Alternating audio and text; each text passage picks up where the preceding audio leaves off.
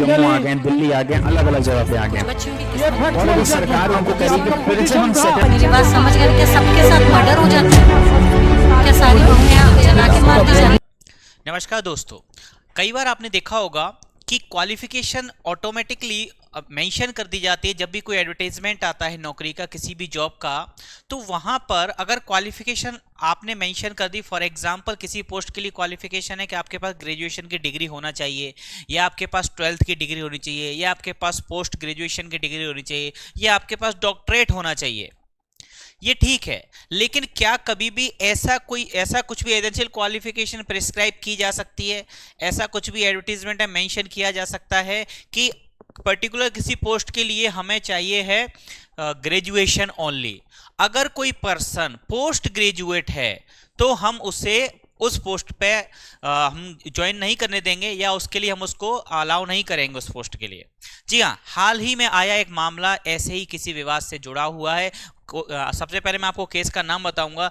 Chandrashekhar Singh versus state of Jharkhand का ये मामला है, और इस मामले में सुप्रीम कोर्ट के सामने यही विवाद था। फूड ऑफिसर के लिए, फूड सेफ्टी ऑफिसर के लिए एक वैकेंसी निकली थी, और उसमें ये लिखा हुआ था, ये मेंशन था कि इसके लिए क्वालिफिकेशन जो चाहिए वो है ग्रेजुएशन।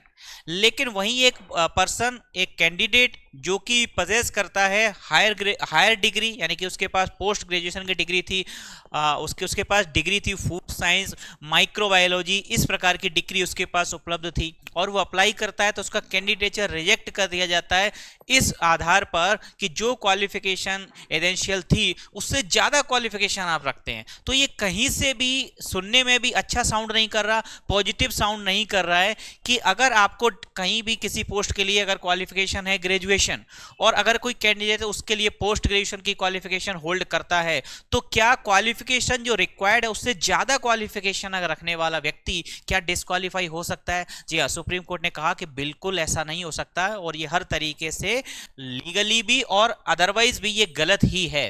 क्योंकि अगर जो क्वालिफिकेशन आपने चाहिए है उससे अगर लोअर क्वालिफिकेशन, उससे कम क्वालिफिकेशन वो रखता है, तब आप उसको डिस्क्वालीफाई कर सकते हैं, दैट्स ओके। लेकिन जो रिक्वायर्ड क्वालिफिकेशन अगर उससे ज्यादा क्वालिफिकेशन अगर कोई रखता है कैंडिडेट, तो इस आधार पर आप उसको डिस्क्वालीफाई नहीं कर सकते। और साथ ही साथ सुप्रीम कोर्ट ने डिग्री का अर्थ भी समझाया। जी हाँ, उन्होंने कहा कि यूनिवर्सिटी ग्रांट कमीशन एक्ट है 1956 का, उसकी धारा 22 की उपधारा 3 डिग्री शब्द को परिभाषित करती है। तो वहां पर कहा गया डिग्री शब्द के अंतर्गत bachelor degree, post graduate degree और डॉक्टरेट डिग्री तीनों ही आती हैं। धन्यवाद।